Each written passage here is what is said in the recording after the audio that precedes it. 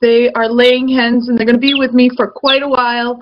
And, you know, I haven't had baby chicks since I was a kid. I grew up on a farm, and I'm really excited about this. So they are bringing me so much joy, I'm telling you. I have 10 of them, and it's bringing me so much joy to be in touch with little lives that are just, you know, look at that. So, you know, I've received 11 of them, and unfortunately one didn't make it within the first 24 hours. She didn't make it, but all these other girls, they're all females, have been with me for the last 2 weeks. Wow, you're wanting to get back to your flock, aren't you? Yes, you are.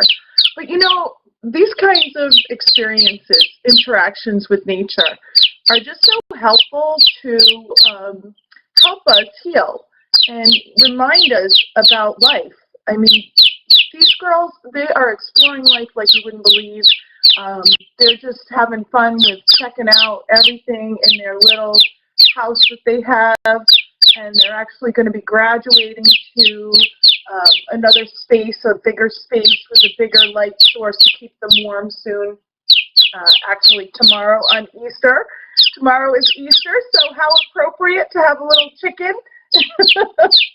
And they are all Rhode Island laying hens, Rhode Island Reds, and they lay a lot of eggs, so I'm really excited. Do you want to go back with your sisters? Okay, let me get you back there. Hold on just a moment. Okay. There you go. So that was a lot of fun. So, what am I here to do? I'm here to talk about nature, and I have this little contraption in the background that's showing where my heating lamp is. So, pardon the contraption back there right now. It's to do with the chickens.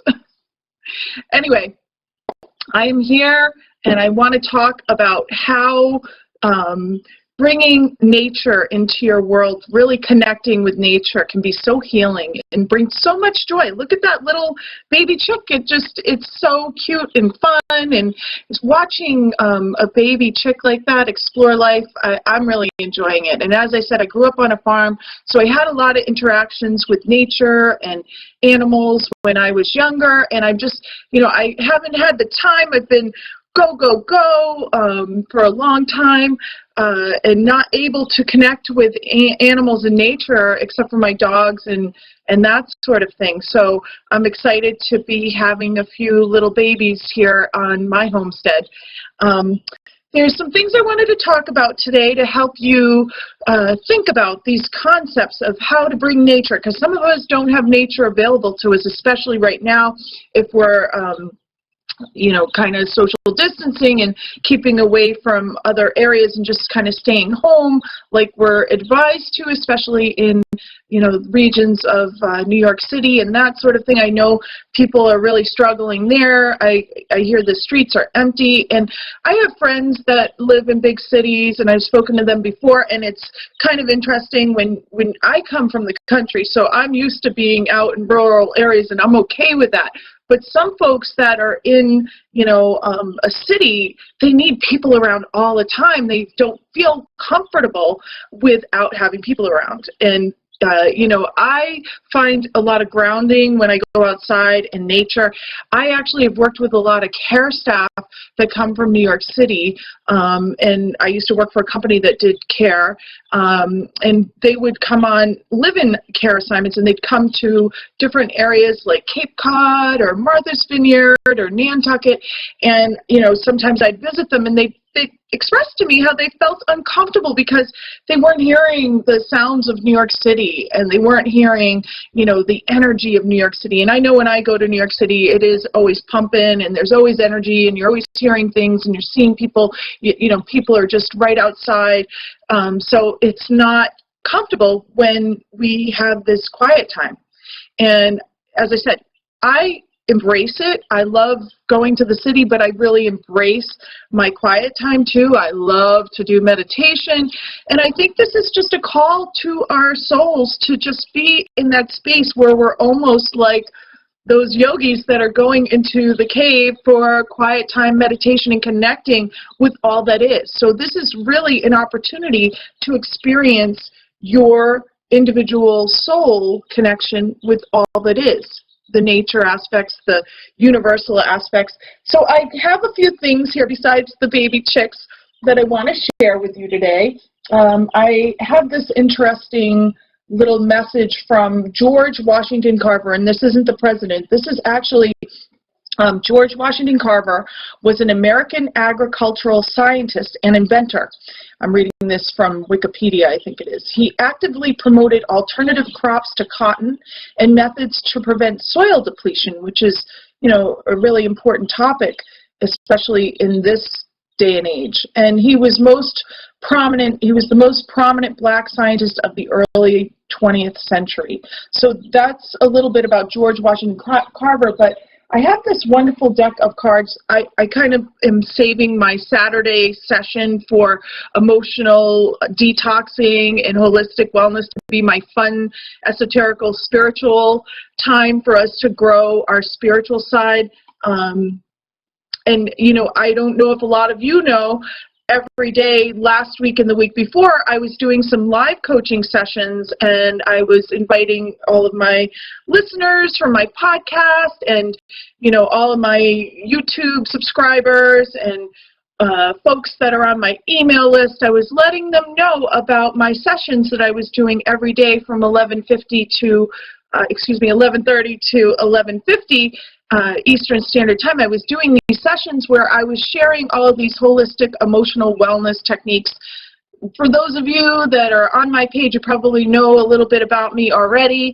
I am a certified Chopra Center teacher. I teach Ayurveda. I teach self-care. I'm also a dementia specialist. I help a lot of families with, you know, how to help their loved ones better, and also developing care plans and helping self-care plans. I think that's so critical that we look at how are we caring for ourselves, and this is a critical time. You know, I had gone to an event not long before this whole health crisis happened, and I had expressed to everybody in the event that, okay, it's great that we all look at insurance and, you know, our business and how we're networking and our money sources and our revenue and all of that. And I'm all for that. I'm not saying we throw that out the window and we're just living in this kind of spiritual world.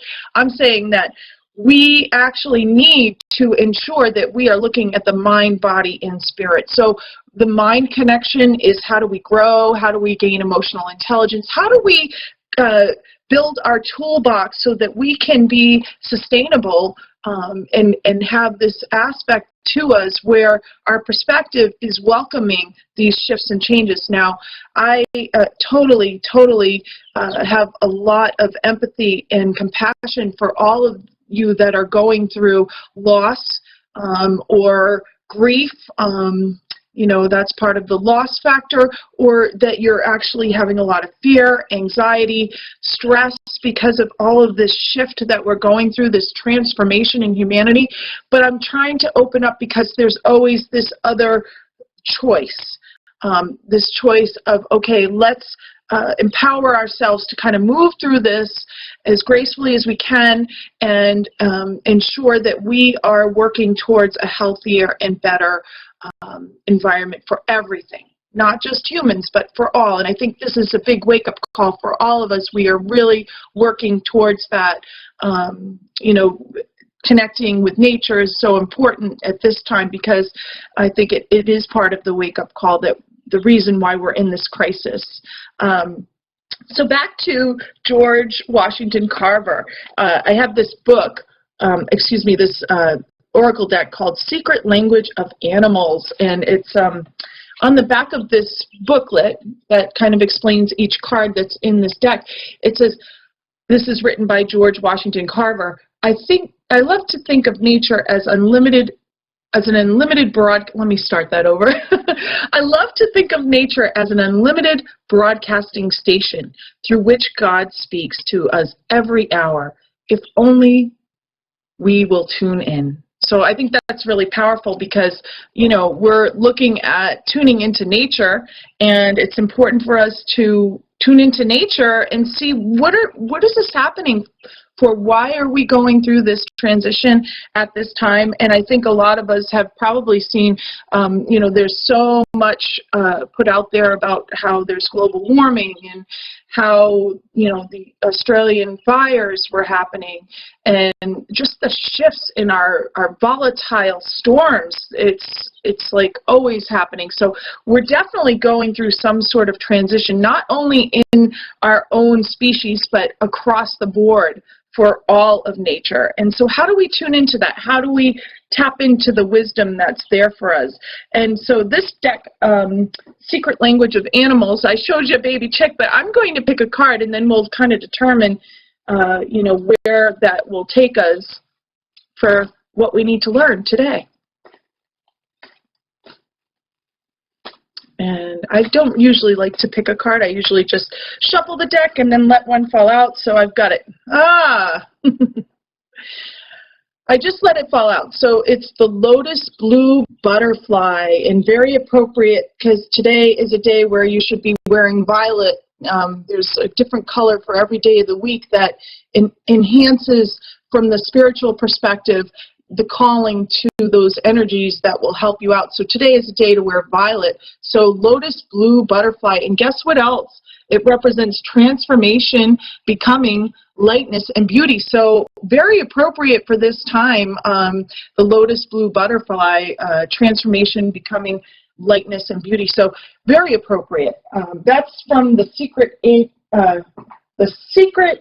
Language of Animals. I'm sure you can get that on Amazon. I find my cards all over the place.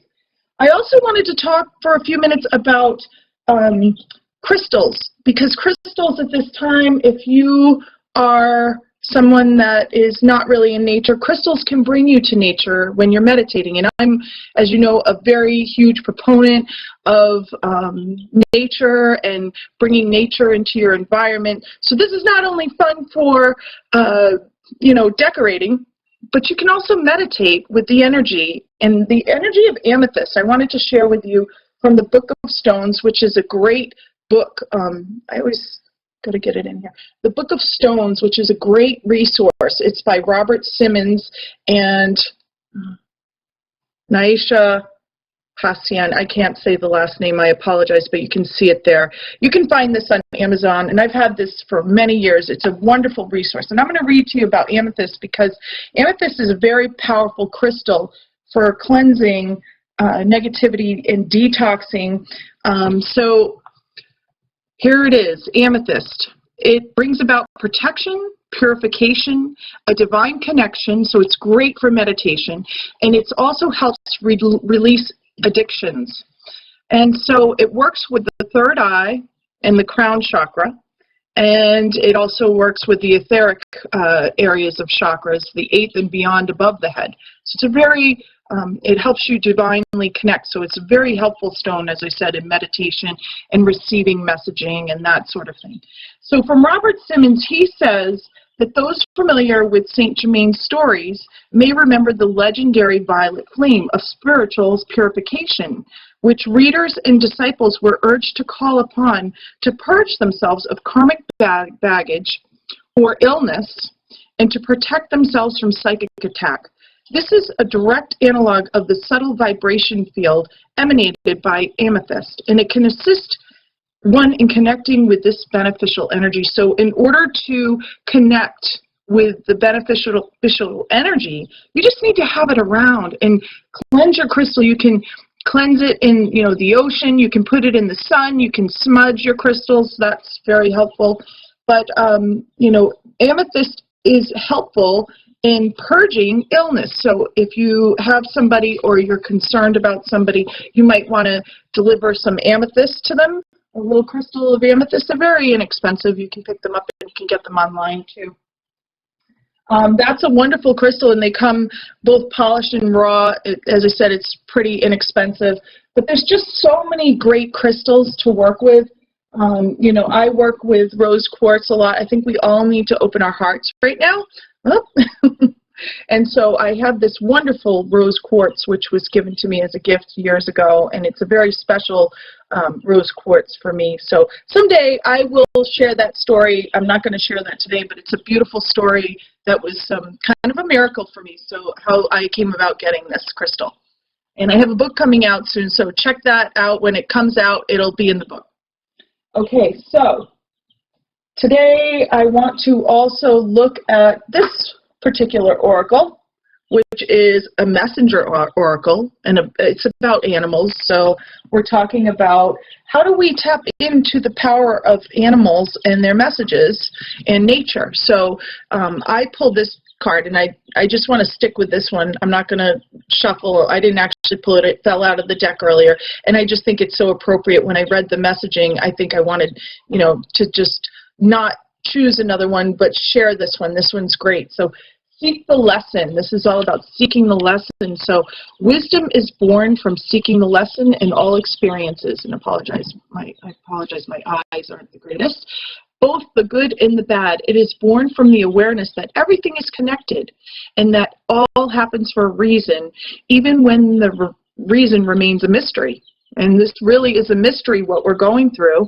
We don't have all of the answers yet. So we have to embrace this new idea, this new awareness, or this new knowledge that comes from listening to your internal voice.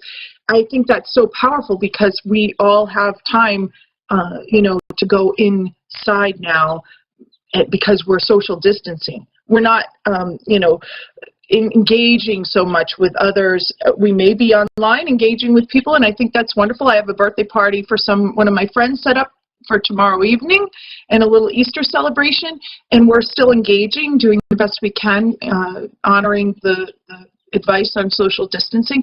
But we have the opportunity now more than ever to go within, and so that's what this is about. It's a new awareness or a new knowledge that comes from listening to your internal voice, and to the human and non-human teachers and messengers who will come in and out of your life. So let them inspire you to explore unknown pathways. So I think that's really fun for us to think about at this point in time, because we're not having a lot of fun going out and socializing, so we've got to come up with our own fun. And I think this is a time for self-awareness and self-exploration. So going within and learning more about yourself on different levels and exploring the unknown.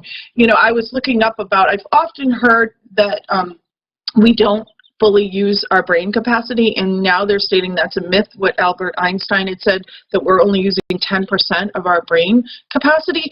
I, however, feel that maybe it's not the actual physical brain that we're not utilizing, but we're not utilizing our energy fields as effectively as we can. And maybe this is an opportunity, because we are distanced and we are working towards connection. It's a time to actually experiment with that. I have had some quite miraculous circumstances, and in regards to that, and I'll share one little story with you that happened when my mother passed away. She passed away in June of 2016, and I didn't know that she had passed away. She was not feeling well, but we weren't sure what was going on, and one day she actually passed away, and I had said to my daughter, I said, we got to get in touch with Grammy, because I'm not sure if something's wrong. I feel like something's wrong. And she hadn't really mentioned to us how she was feeling, but sure enough, she had passed at that moment. And I called and I found out that, this had happened. So it's kind of an awakening for me how powerful our connection is to others that we're not even physically in front of, we're not even talking to. How does that occur? And I've had it happen in lesser circumstances, I'm sure, as you all have, less miraculous circumstances. We've kind of known when somebody's going to call us before they call us, or there's a certain song that we're going to hear, or there's some psychic connection to others that we're not really sure how to work it. So maybe this is an opportunity for us to evolve. As I said initially, I'm very, very sad for all of those folks that are sick. I'm sending prayers and healing. I'm trying to help any way I can. That's why I'm doing the emotional detox sessions on the weekdays. I've been doing them for healthcare workers and that sort of thing so that they can use the meditation and self-care practices that I've been educating about for years and try to enhance their experience in ways that are going to be okay for them, and they'll be able to manage all of because a lot of traumatization is happening right now for all of us. So we've got to learn how to manage that, and we've got to learn how to move forward. And all of those folks that have passed, I made a post last week about it. I mean, I think we all have to honor all of those souls that have now gone back home, that they have taught us a huge lesson. They're the reason why we are social distancing, why we're being more careful. And it is a gift to us in a lot of ways, not their deaths and their loss, but the gift is that now we have an opportunity to evolve as humans and ensure that this kind of thing doesn't happen again. So, or if it does, it's not as catastrophic because we're more aware, we have that awareness and enlightenment of what we need to work on. In evolving in different ways. Maybe we are able to engage with each other's energy a little bit differently, or maybe we're enabling this opportunity to come together as one and, have these, I see a lot, and I've been part of these group meditations, these Reiki healings that are so powerful, sending energy out to heal.